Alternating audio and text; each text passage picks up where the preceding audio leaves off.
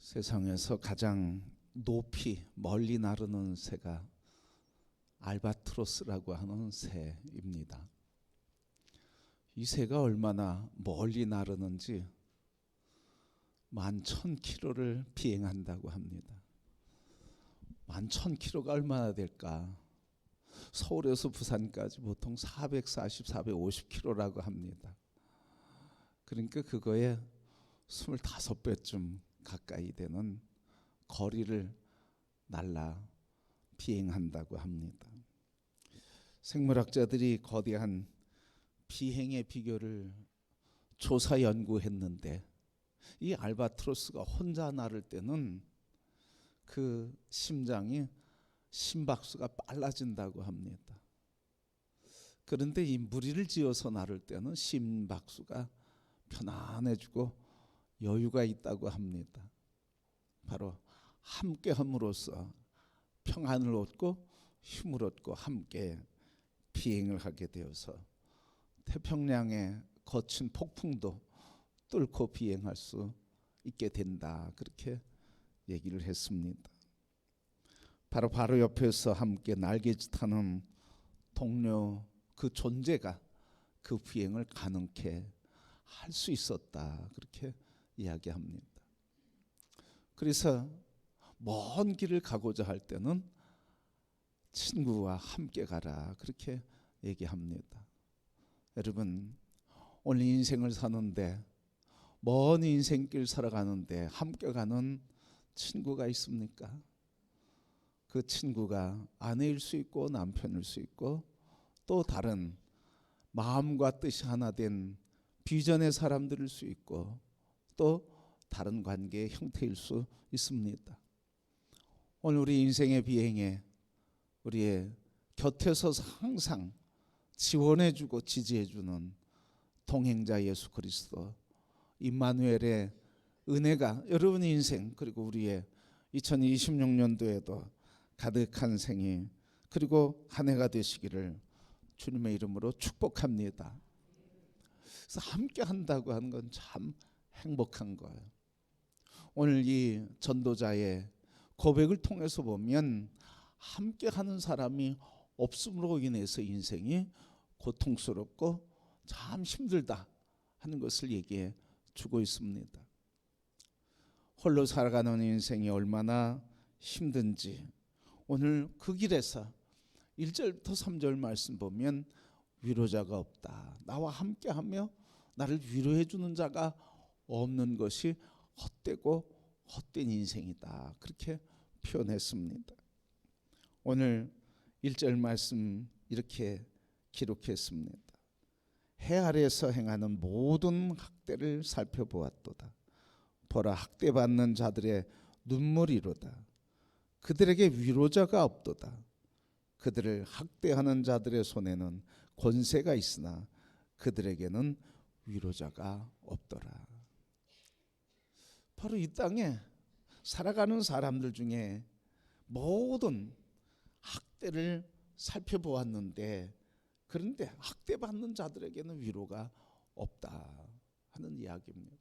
학대하는 자들에게는 권세가 있는데 권력이 있는데 학대받는 자들에게는 위로자가 없다는 거예요.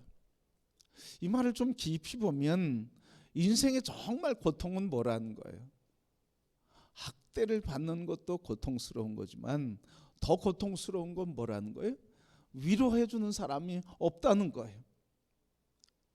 그게 더 인생에 고통스럽다는 거예요.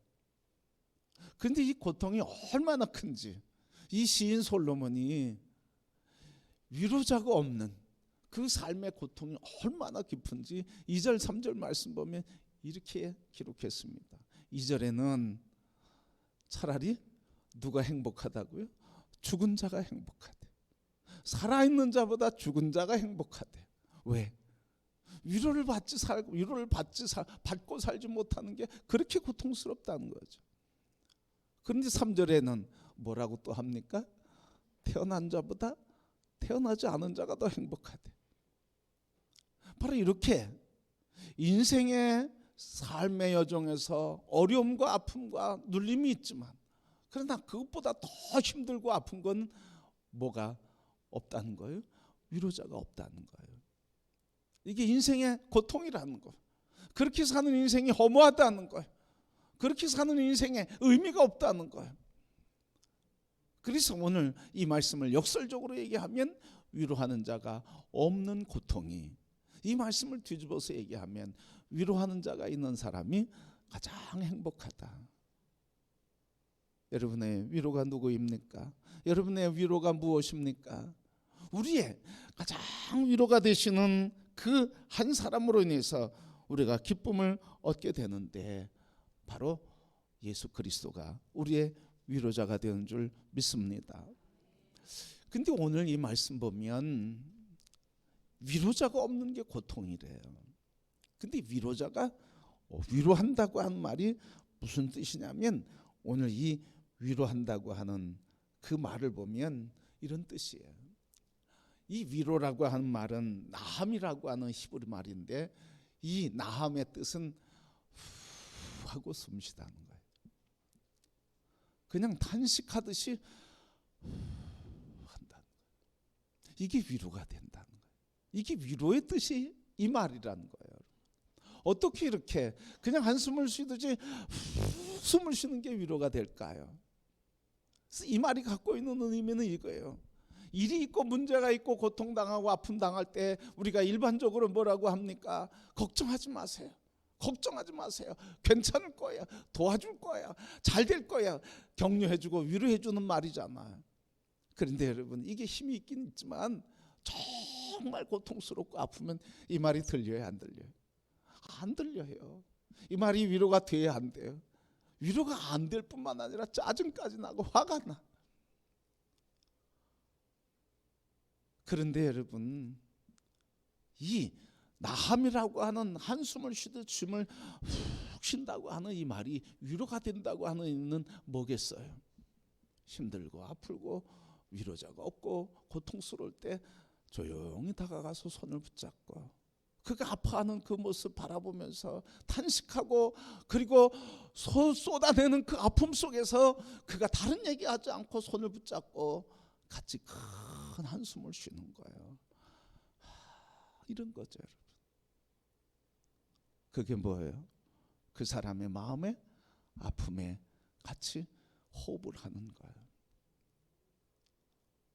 그 아픔에 같이 호흡해주고 그 아픔에 같이 쉼을 쉬어주고 그 아픔에 같이 공감을 하면서 그 아픔에 참여하는 그게 위로가 된다는 거예요. 여러분 이런 위로가 그런 이런 위로자가 우리에게 서로가 되기를 축복합니다. 서로 이렇게 잘 될 거야, 좋아질 거야, 괜찮아 이런 말보다 더 힘이 있는 것은 그냥 손잡아주고 그냥 바라보고 그냥 함께 눈물을 흘리면서 한숨을 크게 쉬면서 그 아픔에 참여하는 것. 그게 우리의 진정한 위로가 되고 그 위로자가 있는 사람이 그 사람과 함께하는 사람이 행복하다요. 여러분 예수님은 우리의 고통 속에 함께 아파해주고 눈물을 흘리는 분이셔요. 요한복음 11장 말씀 보면 죽은 나사로의 이야기가 나옵니다. 나사로의 이야기 속에 예수님께서 나사로의 집을 찾아갔는데 그 집이 온통 통곡하는 소리가 가득했어요. 그 동네 사람들 와서 같이 그 아픔에 통곡하면서 우는데 예수님께서 그 집을 찾아가신 첫 번째 반응이 뭐였습니까? 그들이 너무 아파하시는 걸 보고 예수님께서 심히 통곡하시면서 마음이 심히 아파하시면서 그가 고통스럽게 그 아픔 속에 그 고통에 한숨을 쉬셨다는 말씀입니다. 바로 이렇게 예수님께서 그 아픔 속에 함께 눈물을 흘리시는 것 아무 얘기하지 않았어요. 그 장면을 보면 예수님께서 그 집 슬픔과 고통과 눈물이 있는 집에 가서 아무 말씀도 안 하셨어요. 그냥 마음 아파서 예수님께서 우셨대. 예수님께서 우셨대. 여러분 바로 이렇게 인생을 살아가면서 학대를 당하면서 인생의 문제에 짓눌리면서 삶을 살아보고 발버둥 치면서 애통하고 애써 살아가는데 그 애씀을 알아주지 못하는 그 애씀이 열매가 없는 인생의 허무함 속에서 우리가 절망할 때 그때 우리의 힘이 되는 게 무엇이냐는 거예요. 같이 한숨을 쉬어주며 탄식을 하면서 손잡아주는 그 한숨이 우리의 위로가 된다. 우리를 찾아오셔서 가만히 다가오셔서 우리의 등 뒤에서 우리의 손을 맞잡아 주시고 우리의 등을 붙잡으시며 포근히 안아주시면서 조용히 우리와 함께 그 아픔에 참여하시는 하나님의 손길, 그 은혜가 우리 모두에게 있게 되기를 주님의 이름으로 축복합니다. 예수님께서 피통 여기면서 눈물을 흘리신 것 같이 하나님은 먼 데 계신 분이 아니에요. 그냥 하나님은 내려만 보시는 분이 아니에요. 하나님께서는 거친 우리의 숨소리, 힘들고 절망하고 낙심하는 이 거친 숨소리, 그 숨소리를 품으시고 자신의 숨소리로 받아내시면서 함께 아파하시고 함께 눈물지며 함께 우리와 동행하시는 그분이 우리의 주님인 줄 믿습니다. 그래서 우리가 죽음의 고통스러운 길 속에서도 우리를 생명의 길로 인도하시는 주님, 이분이 우리의 위로자, 이분과 함께하는 삶이 진정한 행복이요 아름다운 동행의 삶이 되는 줄 믿습니다. 그러기에 여러분, 오늘 본문 말씀 1절부터 4절 말씀을 통해서 오늘 학대받는 자들의 가장 큰 비극은 뭘까요? 오늘 우리의 인생은 이런 문제가 있는 것 때문에 힘들어합니다. 내가 학대받습니다. 억눌림 받습니다. 소외당합니다. 다른 사람에게 무시당합니다. 인정받지 못합니다. 그런데 여러분, 이것보다 더 큰 고통은 뭐라는 거예요? 그 고통 속에서 위로해 주는 사람이 없다는 거예요. 그러기에 여러분, 그런 문제가 없으면 좋지만 그러나 그런 문제가 있다 할지라도 그것 때문에 낙심하고 그것 때문에 인생을 비관하고 한탄하고 절망하지 않고 그것을 이기게 하시며 그것과 맞서 싸우게 하시며 그것을 향해 도전케 하시며 그래도 나를 도우시는 하나님, 나와 함께 호흡을 하시는 나음의 하나님, 한숨 지어 우리를 격려해 주시는 하나님이 나의 하나님, 영원한 임마누엘이 임마누엘이 되신 것으로 인해 기뻐하고 소망 안에 힘을 얻고 일어나는 성도들이 되기를 축복합니다.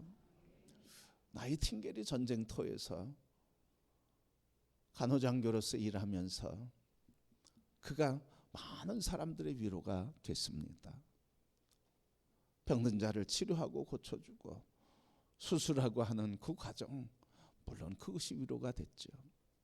그런데 많은 병사들이 대단한 수술이 아니어도 그녀가 지나가면서 눈길을 바라보면서 고통하고 신음하고 어찌할 수 몰라 손을 내밀면서 온몸을 떨며 절규하는 전쟁터에 희생된 그 병사들에게 다가가서 손을 잡아주면서 한마디 하는 거예요. 내가 여기 있습니다. 내가 여기 있습니다. 속삭여주는 것, 그 한마디가 병사들의 마음을 안전케 하고 위로가 되고 힘을 얻게 해 주었다고 하는 이야기입니다. 성도 여러분, 그런 공동체가 되기를 소원합니다. 그런 가정이 되기를 소원합니다. 그런 관계가 되기를 소원합니다. 그런 교회가 되기를 소원합니다. 그런 교회와 관계가 돼서 이 세상에 위로자가 없어서 힘들고 지친 인생을 살아가는 자들에게 우리 모든 성도들이 함께 위로의 손을 내밀며 삶의 소망과 그리고 세상을 다시 일어나 도전케 하는 힘을 얻게 하는 그 힘과 위로의 공동체 능력의 근원이 그리스도 안에서 우리 교회가 되어서 세상을 위로하는 권세 있는 교회가 되기를 축복합니다. 그래서 서로 바라볼 때마다 일이 있을 때마다 위로해 주려고 애쓰지 않았다. 얼마나 힘드냐 아프냐 고통스러운 그곳에 같이 호흡을 맞추며 숨쉬게 될 때 평강이 있게 될 줄 믿습니다. 달리기를 하면서 재밌는 걸 발견합니다. 같이 뛰잖아요. 근데 같이 뛰면 군대에서도 그런 똑같아요. 여러분, 달리기 할 때, 훈련할 때, 달리기 할 때 어떻게 해요? 구보를 맞춰서 뛰거든요. 이 발을 맞춰서 뛰기도 하고요. 그 다음에 뭐해요? 구호를 외쳐요. 같이 하나 둘 호흡을 맞춰요. 근데 이런 오래 달리기 마라톤에서도요, 이 호흡을 같이 맞춰서 뛰면 힘이 덜 들어요. 다시 얘기하면 호흡을 맞춰주는 사람이 있다 그러면 힘이 덜 드는 거예요. 그래서 같이 하나 둘 호흡 뛰고 뱉고 마시고 뱉고 마시고, 이걸 주기적으로 같이 똑같이 하면 힘이 덜 들고 힘이 납니다. 여러분, 우리 좌우 앞뒤 우리 서로 바라볼 때마다 함께 호흡을 하면서 나누면서 인생 주님 오시는 그날까지, 또 2026년 호흡을 함께 나누면서 승리하는 2026년이 되기를 주님의 이름으로 축복합니다. 그래서 혼자 살려고, 혼자 능력으로, 혼자만 잘 살고 혼자 행복하려고 4절부터 8절 말씀, 그 말씀인데 혼자 애쓰고 힘쓰고 다른 사람 시기하고 질투하기까지 애쓰고 사는 사람들이 인생이 허무하대. 바꿔서 얘기하면 함께 살아가는 사람, 두 손 잡아서 두 손으로 다 움켜쥐고 무엇인가 성취하고 애쓰고 살려고 하는 것보다는 한 손 내려놓고 한 손 가지고 사는 것. 그래서 한 손은 움켜쥘 뿐만 아니라 한 손은 다른 사람과 함께 손잡고 걸어가는 인생이 행복한 것을 역설적으로 얘기해 주고 있습니다. 그래서 진정한 행복은 무엇이냐? 9절부터 12절 말씀, 함께 하는 사람이 행복한 삶인 줄 믿습니다. 그래서 9절 말씀 보면 이렇게 기록했어요. 두 사람이 한 사람보다 나으면 그들이 수고함으로 좋은 상을 얻을 것이다. 한 사람이 두 사람보다 좋은 것은 그들이 함께 수고함으로 좋은 상을 받을 것이라는 거예요. 함께 수고하고. 두 번째 10절 말씀, 그들이 넘어지면 하나가 그 동물을 붙들어 일으키려니와 홀로 있어 넘어지면 붙들어 일으킬 자가 없느니 화가 있느니라. 넘어져도 함께 한 사람은 일으켜줄 자가 있다고 하는 거예요. 세 번째 11절 말씀 보니까 두 사람이 함께 누우면 따뜻하거니와 한 사람이면 어찌 따뜻하리야. 두 사람이 함께 있으면 따뜻하대. 그 다음에 마지막, 한 사람이면 패하겠거니와 두 사람이면 맞설 수 있느니라. 그래서 함께하는 그 삶이 복이 있다는 거예요. 그 함께하는 삶의 핵심적인 단어의 표현이 뭐예요? 한 줄보다는 세 겹줄이 좋다. 세 겹줄은 끊어지지 아니하니라. 남편이 함께하고 아내가 함께하고 자녀가 함께하고 그리고 내가 함께하고, 이렇게 서로 함께하는 삶, 그게 끊어지지 않는, 그래서 이기게 하고 그것 때문에 누워도 홀로 있어 차갑지 않고 따뜻하고, 그래서 함께 일어나게 하는 힘이 된다고 하는 말씀이에요. 우리 모든 성도들에게 이 세 겹줄의 은혜가 있기를 주님의 이름으로 축복합니다. 여러분, 이 세 겹줄, 캘리포니아에 삼나무가 있습니다. 거대한 삼나무인데 100m까지 자라는 삼나무입니다.